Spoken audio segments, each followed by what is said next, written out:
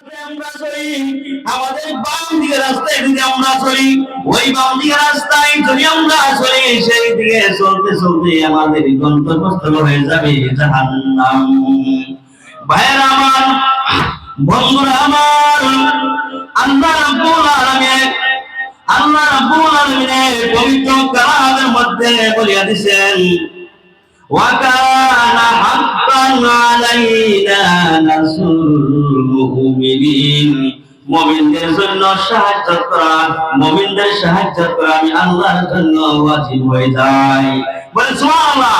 আমরা যদি মুমিন হয়ে যেতে পারি, আল্লাহ পাক আমাদেরকে নিশ্চয় সাহায্য করবে।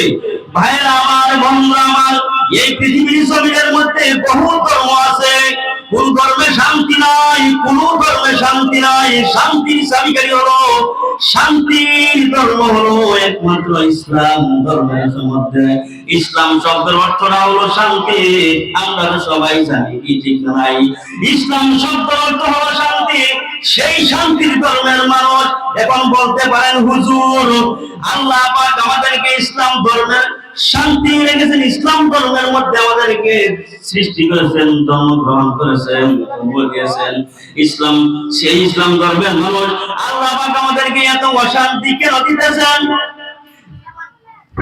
ভাইরা আমার, বন্ধুরা আমার, এই ইসলাম শব্দের অর্থ হলো শান্তি। সেই শান্তির ধর্মের মানুষ আল্লাহ পাক আমাদেরকে এত অশান্তি, এত লাঞ্ছিত, বঞ্চিত করতেছেন কেন করতেছেন জানেন? তার উদ্দেশ্য একটাই, তার উদ্দেশ্য একটাই, তার কারণ হলো একটাই, যে আল্লাহ রাব্বুল আলামিন আমাদেরকে, আপনাকে, আমাকে এবং আপনাদের, আমাদেরকে সবাইকে সৃষ্টি করেছেন। সেই আল্লাহকে আমরা ভুলে গেছি। দুনিয়ার লোভন আশার মধ্যে ভরিয়া, দুনিয়ার জিলিকের মধ্যে ভরিয়া, দুনিয়ার ব্যস্ততার কারণে আল্লাহকে আমরা ভুলে গেছি।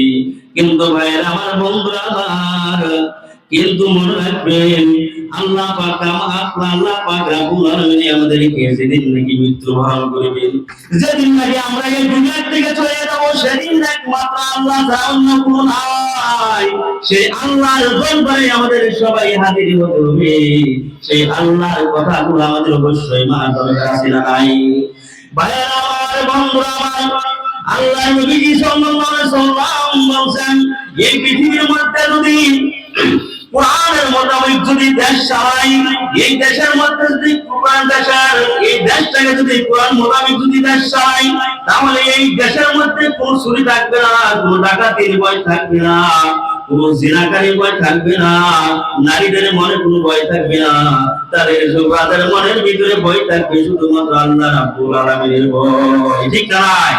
সেই শান্তির ধর্মের মানুষ এখন বলতে পারেন, হুজুর আল্লাহ পাক আমাদেরকে ইসলাম ধর্মের শান্তি রেখেছেন, ইসলাম ধর্মের মধ্যে আমাদেরকে সৃষ্টি করেছেন, ধর্ম গ্রহণ করেছেন, বলিয়েছেন ইসলাম।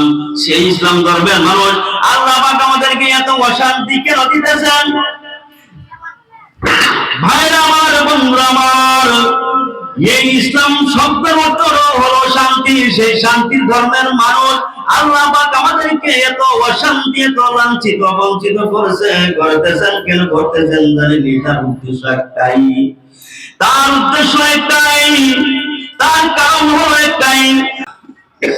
ভাইরা আমার, বন্ধুরা আমার, সেই জন্যই কিছু আগে বলছিলাম, কোরআনের একটি আয়াত বলছিলাম যে আল্লাহ পাক রব্বুল আলামিন আমাদেরকে ব্যবসা শিখাইছেন।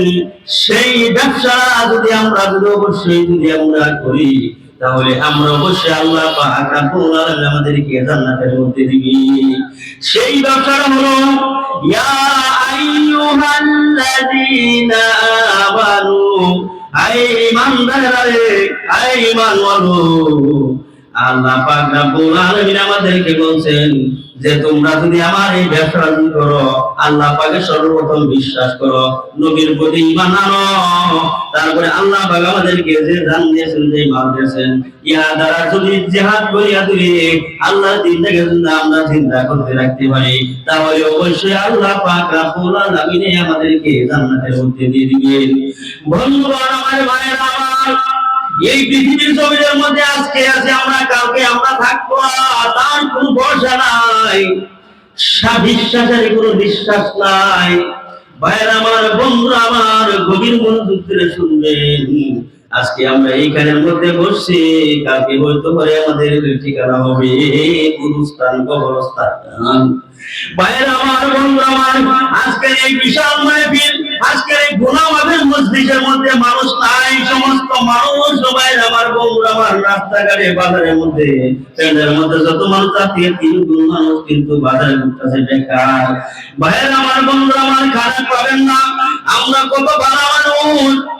আমরা মাইকিং করিয়া আমরা মানুষকে নিমন্ত্রণ দিয়েছি এই মসজিদের মধ্যে আসার জন্য। এখন মেহমান আসবো, যদি আমরা যদি বাড়ি যদি না থাকি, মেহমানের যত্ন কে করবে? ঠিক নয়?